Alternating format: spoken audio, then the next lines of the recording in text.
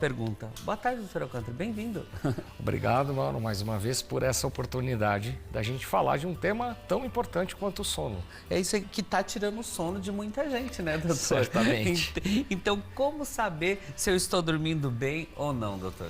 Bom, essa é a primeira pergunta, né? É a pergunta mais importante, Mauro. Dormir bem não significa dormir muito ou, durmo 8 horas. E sim, como você acorda. Você acorda bem? Acorda com disposição? Acorda sem dores? Como é que está a funcionalidade? Então, a melhor forma de saber de como está indo o seu sono é avaliando o seu despertar.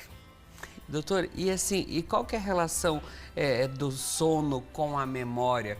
Porque muitas pessoas também se sentem incomodadas com isso também, né? Essa é uma questão muito importante, porque quando se pensa em distúrbio ou algum problema, declínio de memória, logo se imagina síndromes demenciais, né? A mais conhecida, por exemplo, o Alzheimer. Então, quando a gente está falando de memória, é importante que todo médico aborde a questão do sono. Porque durante o sono, né, que tem as suas fases bem definidas, você vai estar recarregando essa sua memória, seja na fase não REM, seja na fase REM. Então, um distúrbio exclusivamente da memória, que não altere a fluência, né, a sua capacidade de fala, de entendimento ou o nível cognitivo na parte executiva, se é só a memória, vale a pena dar uma avaliada em sono e seus distúrbios. Doutor, e assim no caso de se distrair facilmente no dia a dia, isso existe alguma relação com o sono ou de você não dormir direito? Sem dúvida, Mauro, sem dúvida. Má qualidade do sono vai impactar em transtorno de humor. Então a gente está falando até de doenças comportamentais, que muitas vezes o paciente procura psiquiatria, enfim. A desatenção, que hoje está em alta, né? Então nem sempre o déficit de atenção, a hiperatividade é uma doença e muitas vezes pode ser um sintoma de um distúrbio do sono. Então a gente está falando de irritabilidade, memória e atenção.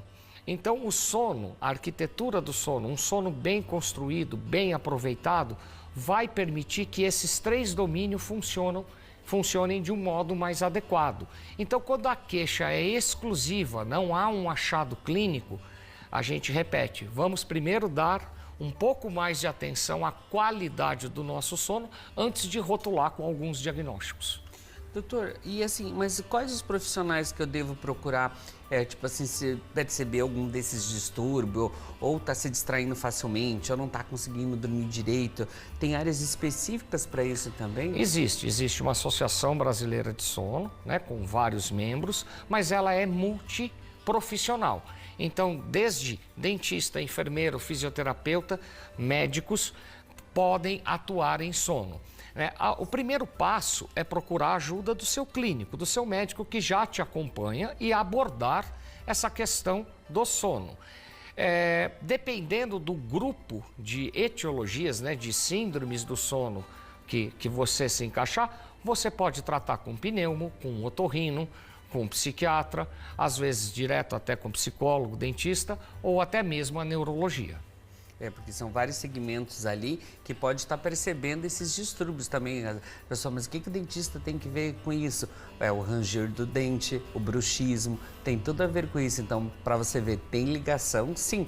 Por isso que é importante a gente entender um pouquinho também o que pode estar incomodando e qual área iria ali também, né, doutor? E o diferencial do profissional, que o profissional não vai trabalhar só com a queixa, que é o sintoma. Então, para a gente definir um grupo sindrômico, são sinais e sintomas. Então, você precisa realmente de um profissional. E sim, existe exame clínico do sono. Então, a gente pode dar, por exemplo, um pescoço um pouquinho maior do que 40 centímetros, um tórax curto, uma cintura abdominal um pouco mais avantajada, né, acima de 90, no caso dos homens, mulheres. Isso tudo pode dar uma restrição do ar e você fazer uma apneia, uma roncopatia, um distúrbio do tipo respiratório, que vai prejudicar a qualidade do seu sono. Então, antes de se intitular no diagnóstico, reconhecer os sintomas, eu acho que isso a população, de um modo geral, faz bem, mas não tentar diagnosticar, e sim procurar um profissional adequado para seguir todos esses passos e te oferecer o melhor diagnóstico. Até porque, não, meu vizinho que roncava tomou isso, fez aquilo, melhorou. Não é cada um, é um caso, gente. Então, por isso que é importante ter esse acompanhamento. Mas, doutor, existe relação entre sono, dor crônica, hipertensão ou outras doenças clínicas ali também? Sim, o sono, eu falo que é um maestro, né, do corpo humano. Então, toda alteração no corpo pode refletir no sono e o sono também vai refletir com alterações no corpo, né? Então, por exemplo, você que tem uma qualidade ruim de sono, fazendo apneias, aumentando a pressão torácica, isso vai interferir no coração, que vai interferir num hormônio e você pode acordar com um edema nos membros inferiores. E não necessariamente é uma doença reumática ou uma doença de circulação. Se você tem uma má qualidade do sono, você vai ter picos de hipertensão durante o sono, pelo esforço respiratório. Então, aquela pressão que não está melhorando com tratamento medicamentoso e dieta, já está com 3 medicações. Então, além de avaliar outras patologias, como doenças renais e afins, vale também a pena fazer o estudo do sono para ver se não é isso que está impactando. E geralmente aparece. Com certeza, mas e agora, a tal da insônia, doutor? Vamos falar um pouquinho da insônia, que essa incomoda muita gente também, né? Sim, o problema da insônia, dá para a gente dividir de um modo bem didático aqui para o telespectador. Insônia, começar, que a gente chama de inicial, manter o sono e terminar o sono. Tá? Então, de um modo geral, o que a gente vê? Um excesso de medicamentos, tanto que hoje até se modificou o receituário, né, do famoso Zolpidem da vida, que são medicações que são boas quando o paciente tem uma insônia inicial. Um exemplo simples é assim, quem tem criança em casa vai me entender, Mauro. Fala para o filho ou para a filha, amanhã vamos para a praia. Então vai gerar uma ansiedade, uma expectativa tão grande que vai demorar para dormir. Isso seria uma insônia inicial, dificuldade para iniciar o sono, né? Nesses casos, a medicação, né, hipnótica, que é para fazer dormir, pode estar indicada, bem indicada. Lembrando que existe uma ressalva, se não tratar a causa, você vai fazer o uso excessivo dessa medicação e culminar com o uso abusivo, que é pior ainda, só dorme se fizer uso de tal. Pensando no sono de meio, então você está lá dormindo, de repente acorda no meio da noite, mas volta a dormir. Isso é uma insônia que está atrapalhando a manutenção, como você bem mencionou, um bruxismo. Então, um ranger do dente começa a travar a mandíbula, isso faz com que você saia do sono, né? Geralmente num sono REM, que é o sono de qualidade que você precisa, que é o restaurador, e você volta. Então, você acaba tendo uma noite, mesmo que você durma 10 horas, que não é só tempo, sem ser um sono reparador. O que a gente observa muito na insônia terminal, por exemplo, que é acordar mais cedo. Deu 4 horas da manhã, já acordo, quero fazer faxina, já quero aproveitar e render. Isso normalmente a gente vai trabalhar junto com a psiquiatria. Pode existir um fundo, né, de um quadro, de um humor, um momento depressivo, não necessariamente uma depressão.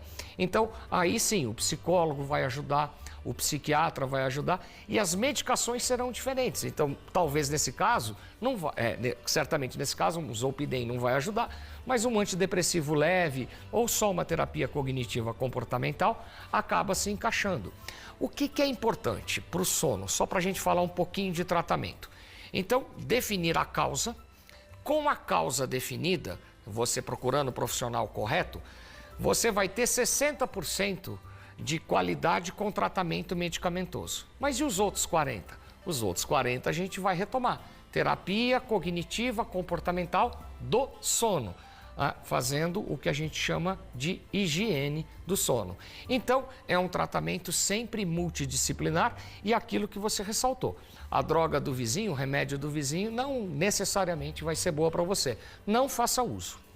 E tem umas pessoas que às vezes também reclamam, doutor, que eles acordam à noite sempre no mesmo horário. Tipo assim, acaba acordando várias vezes à noite e sempre no mesmo horário. Isso também seria um distúrbio do sono? Tipo assim, acordo 3h30, acordo 4 horas, acordo, vejo o relógio, durmo de novo. Isso seria um distúrbio? Se isso está trazendo impacto, vira doença. O que é impacto? Se no dia seguinte está com sonolência excessiva, um declínio da memória, uma irritabilidade, uma desatenção, isso é passível de tratamento. Então, pensando que isso tem impacto e ocorre no meio da noite, é uma insônia de manutenção. Se é uma insônia de manutenção, vamos buscar causas clínicas. Um exemplo é a popular síndrome das pernas inquietas, que não é aquela pessoa agitada. Pernas inquietas é a hora que você deita, você sente um desconforto nas pernas e é obrigado a movimentar. Tá? Então, isso é bastante comum. E aí, o que a gente faz? Antes de iniciar uma medicação do sistema nervoso central, por exemplo, que é a indicação, é dosagem de ferro. Então, a sua reserva de ferro, que para referência para sono e neurologia é um pouco maior da referência clínica da hematologia, então se ela estiver baixa, você só vai repor ferro. Então você vai tomar sulfato ferroso, pronto, resolveu o seu problema de sono sem droga hipnótica e fazendo uma reposição e corrigindo hábitos alimentares. Então, com o sono a gente consegue ter um parâmetro clínico gigante do paciente. Doutor, mas assim, e quando eu devo fazer esse exame do sono? Quando que ele é indicado? Sim, existem alguns exames de sono. O exame de sono, a priori, seria a polissonografia, né? Então, existem tipos de polissonografia. Quando que vai fazer? Quando o médico suspeitar, a mais comum é quando se suspeita de apneia. Então, você vai fazer o estudo do sono para ver o quanto desta apneia está prejudicando. Se tiver uma apneia moderada grave, a gente faz uma nova polissonografia com a titulação. O que é isso? Vendo a melhora com o uso do oxigênio. Mas existem polissonografias com múltiplos testes de latência do sono, que é para ver uma doença não tão comum, mas também não incomum, que é a narcolepsia. Então, a narcolepsia, a quem um pouco mais antigo vai lembrar de filmes que o personagem dorme na hora do momento que vai retirar o prêmio. Então, dorme do nada, né? Então, essa é uma patologia que cursa com alucinações hipnopômpicas, hipnagógicas e desmaios em momentos felizes, por exemplo. Então, existe uma polissonografia direcionada para esse tipo de patologia. Então, existe a grande maioria direcionada para distúrbio respiratório. Então, por exemplo, uma língua maior, pouco grande, né? Um queixinho mais para dentro. Então, a hora que você entra no sono REM, relaxa, essa língua cai e você não consegue respirar. Daí é onde tem um ronco. Então, o seu sono fica fragmentado. Para esses casos, a polissonografia habitual, que a maioria aqui conhece, é bem indicada e vai sugerir a terapêutica necessária para cada paciente. Então, enfim, o sono tem um mundo, então a gente tem que explorar. Conversou com seu médico, o colega ficou na dúvida, enfim, sugerir, né, de estar procurando um profissional, de estar podendo investir um pouco mais. Doenças refratárias, que você está lá tomando 1, 2, 3 remédios e não está melhorando, vale a pena checar o sono. Não necessariamente a sua dificuldade para dormir. Tá vendo, gente? Que interessante, que aula nessa tarde, né? E é porque a gente sabe que muitas pessoas pós-pandemia também acabaram perdendo o sono, ficando ansiosos. Tem a diferença também da ansiedade, né? Mas é importante, se você não está dormindo direito, ou se está dormindo 10 horas, mas acorda cansado, como o doutor falou, procurar um especialista, né? Para entender qual que é esse motivo e como tratar. Não vai tratar como o vizinho tratou, como um amigo tratou. Tem que ter um acompanhamento ali. Doutor, gratidão, bom retorno aí para a clínica e venha mais vezes. Eu que agradeço mais uma vez, obrigado por você expor e dar oportunidade da gente falar de temas tão importantes no dia a dia. Obrigado. Nós que agradecemos.